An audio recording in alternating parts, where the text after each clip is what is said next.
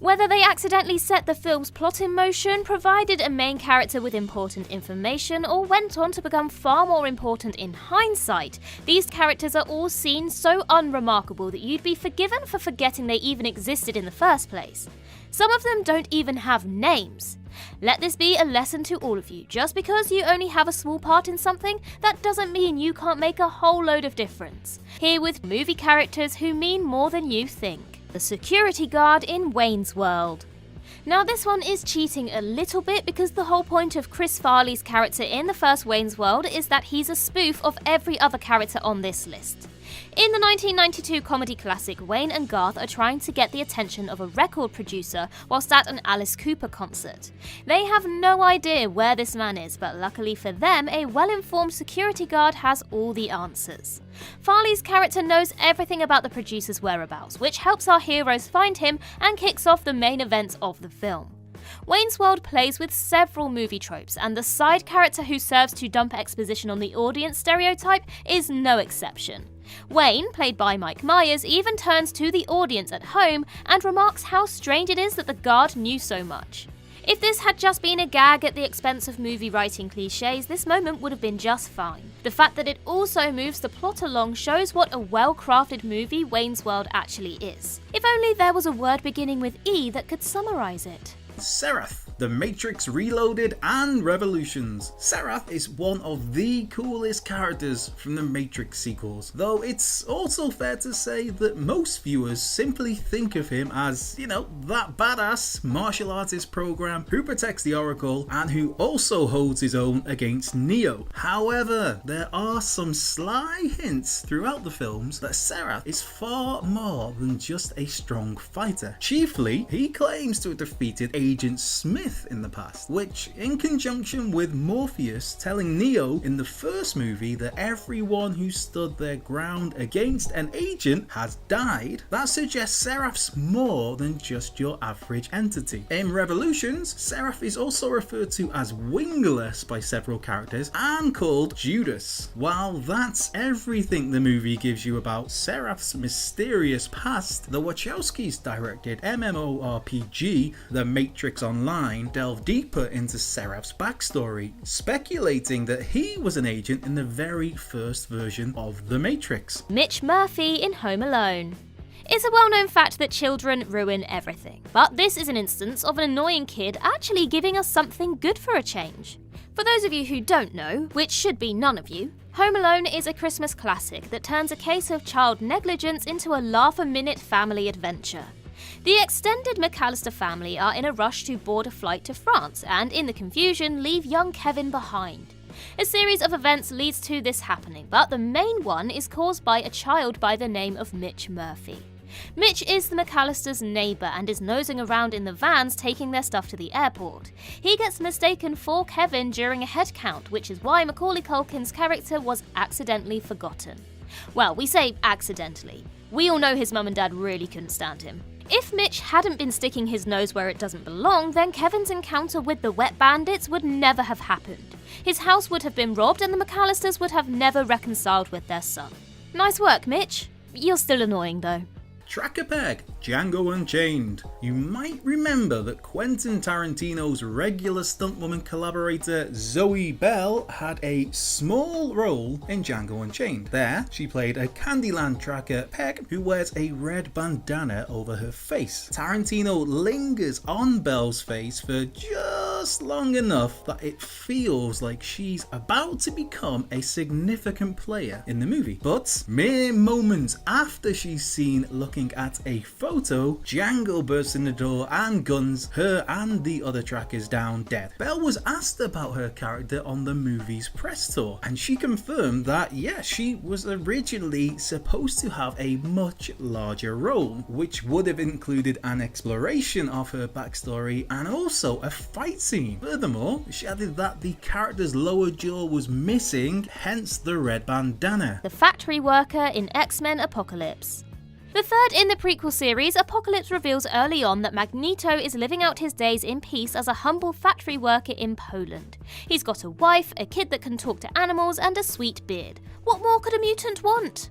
Unfortunately, it is said mutation that gets Mags into a whole lot of trouble. Whilst at work, an accident occurs that almost crushes one of his colleagues under a giant metal urn. Magneto uses his powers to save the man, alerting those around him to his abilities. This then leads to the police trying to arrest him, which leads to the death of his daughter, which leads to him joining Apocalypse and his 4 horsemen. In short, if that one bloke had been a bit more careful, then all the destruction in this movie would have never happened. And more important, we would never have got Dark Phoenix.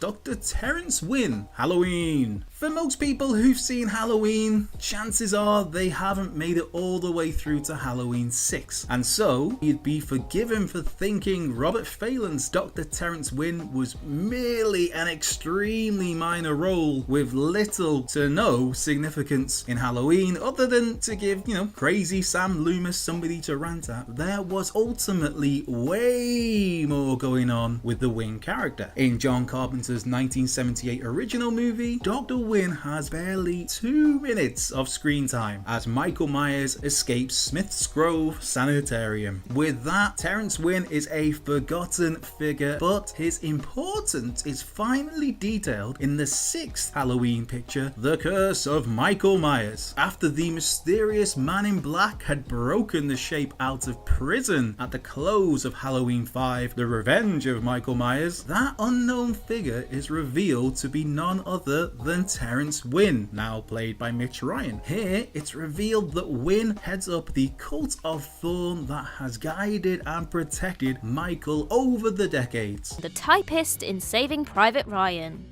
One of the earliest examples of Matt Damon needing his backside saved in a film, the brilliant Saving Private Ryan had audiences fighting back the tears when it hit cinemas in 1998. Spielberg's wartime masterpiece tells the tale of a group of soldiers sent behind enemy lines to save, Private Ryan, a young trooper played by Mr. Damon. Why is James Ryan's life worth sending good men on such a dangerous mission? Does he have important information? Is he a skilled fighter? Does he owe somebody money? Well, nope. The answer is good old PR. James was one of 4 Ryan brothers who joined the military to fight in World War II.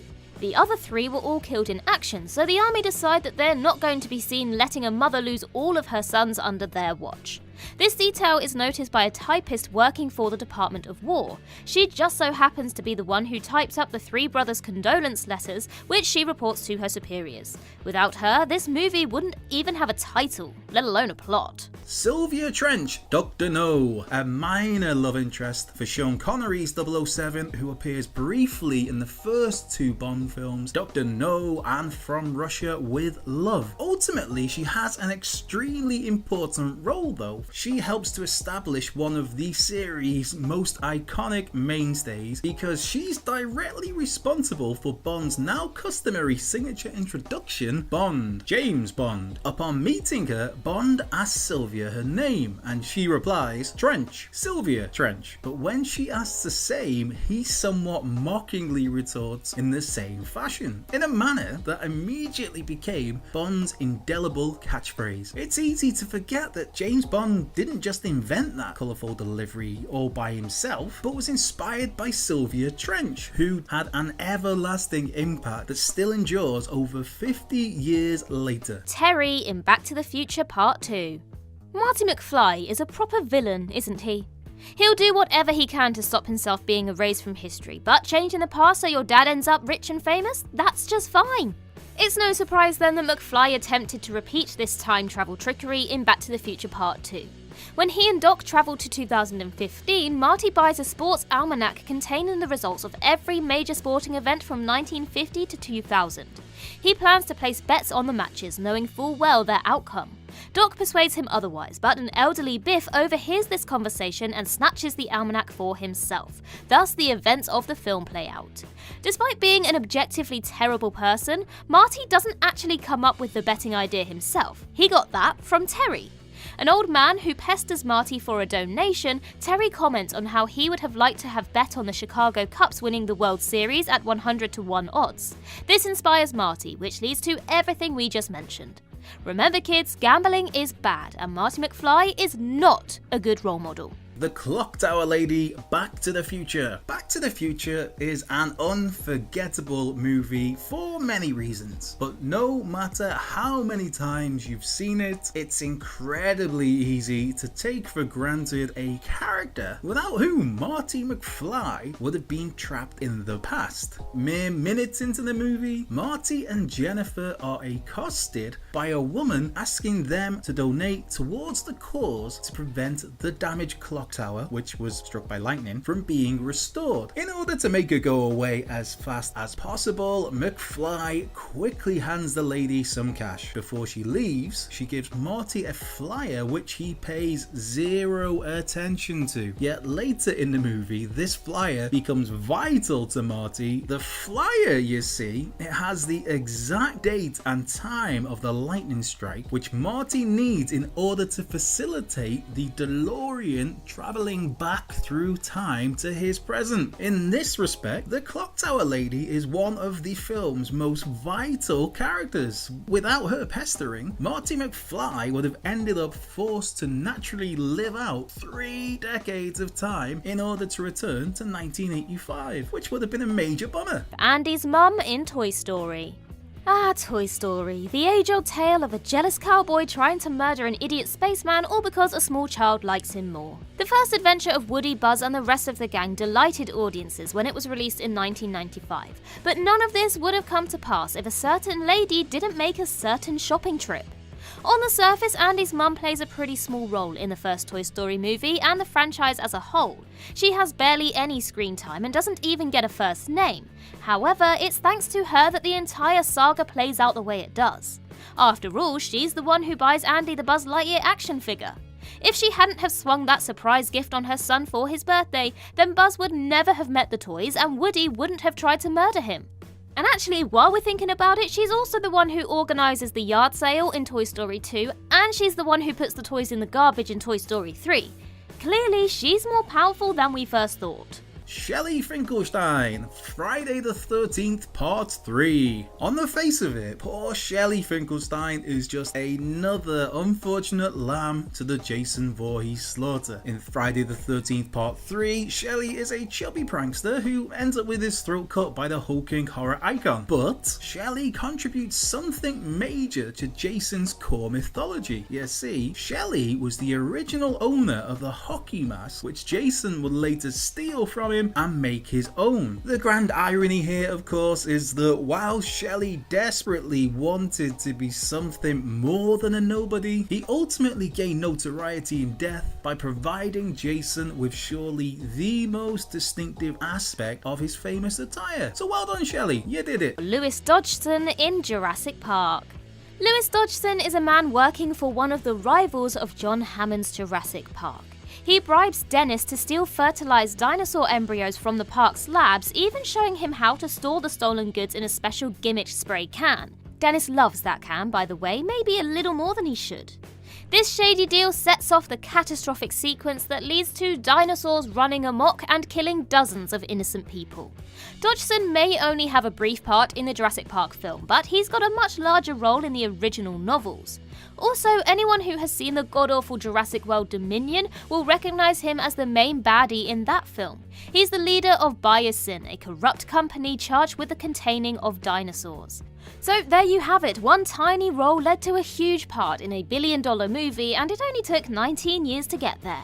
Not that Dominion used original actor Cameron Thor, poor guy. Dr. Milton Isaacs, Independence Day. Essentially a glorified extra, John Story's Dr. Milton Isaacs isn't even particularly acknowledged in Independence Day. One person who does have a major part to play is Brent Spiner. As Area 51 scientist Rakesh Okun, Spiner's character is compromised by an alien. After performing an autopsy on the otherworldly creature, or attempting to, things go awry when said alien wakes up and takes control of Okun's mind. From there, poor Brackish ends up in a coma. Fast forward a bit, and by the time Independence Day Resurgence rolled around, Okun finally wakes up from his coma and finds he has a unique psychic connection to alien life. What we, the audience, only find out towards the very end of Resurgence though, is that Okun had been watched over for those 20 years by his partner, Dr. Milton Isaacs, who unfortunately ends up dying by the time Resurgence ends. Murtogg and Mulroy in Pirates of the Caribbean: The Curse of the Black Pearl.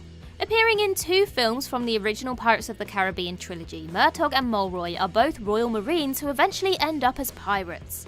When we first meet the bumbling pair, they are guarding the HMS Interceptor in the first movie, The Curse of the Black Pearl. It's here that they encounter Jack Sparrow, who attempts to outwit the pair in order to steal the Royal Navy vessel. Fortunately for Jack, he'd have a harder time trying to outwit a pebble. Murtogg and Mulroy, no idea which one is which, get into an argument about the authenticity of the Black Pearl legends, which gives Jack time to board the ship. They eventually notice and confront him, only to be interrupted by Elizabeth Swann falling into the sea from the cliff top. Since neither of the guards want to go in after her, Captain Sparrow makes the save himself. This led to Jack meeting Elizabeth, which in turn gets him arrested, and the rest, as they say, is history.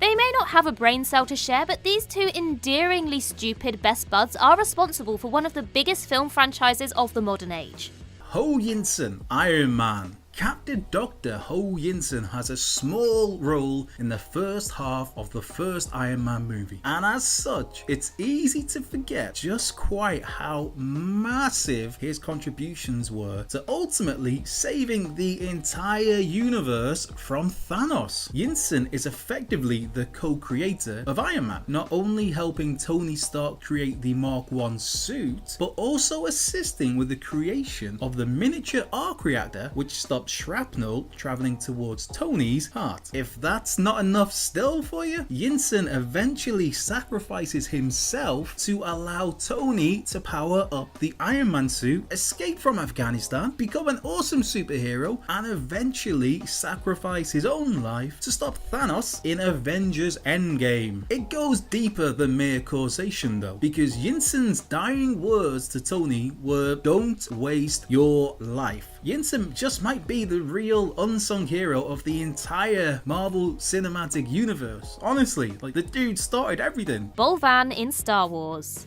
Lots of small details happen in Star Wars that change the course of the series. What if the Jedi Council had just let Qui-Gon train Anakin?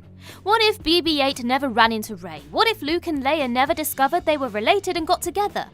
Actually, no, that one's gross. Forget that one. But perhaps the biggest coin flip moment in the whole Skywalker saga came in the very first film to be released. After Darth Vader and his troops stormed Tantive 4 looking for the Death Star plans, R2-D2 and C-3PO managed to flee on an escape pod with the plans stored in R2's hard drive. An Imperial officer, who it turns out is called Bolvan, receives word that one of the escape pods has been jettisoned. Instead of destroying it, he tells everyone to hold their fire and that it must have short-circuited. In doing so, the officer lets R2 and 3PO go, which eventually leads to the downfall of the Galactic Empire. If Bolvan had been more thorough, the Death Star plans would have never reached the rebellion and Luke Skywalker would have never found his destiny. Talk about a bad day at work. Switch, The Matrix. Switch isn't a particularly fleshed out character in The Matrix, though she has a distinctive look and gets a few memorable scenes in the first half of the movie. That's before she gets murdered by Cypher. The Wachowskis originally had far more adventurous plans for the character, as actress Belinda McClory was initially only supposed to be playing half of the role. In an attempt to play with the idea of residual self-image in The Matrix, Switch was to appear as a woman when jacked in, and a man in the real world, hence the name Switch. Unfortunately, as is often the case, the studio balked at this idea, and so the Wachowskis decided to cast an androgynous woman in the role instead. The DNA of the original intent is clearly still there though, and to take it further, presumably reflected the Wachowskis' own struggles with gender identity, leading to them both transitioning into women in recent years. Stan Lee in the MCU. When it comes to legends of the entertainment industry, there are few who stand taller than the late great Stan Lee. Marvel's big boss man and the mind behind some of the world's most famous superheroes, Lee became famous all over again through his cameos across the Marvel Cinematic Universe. Delivery man, bus driver, Smithsonian guard, Hugh Hefner, Stan played them all, but his most important appearance was saved for Guardians of the Galaxy Volume 2.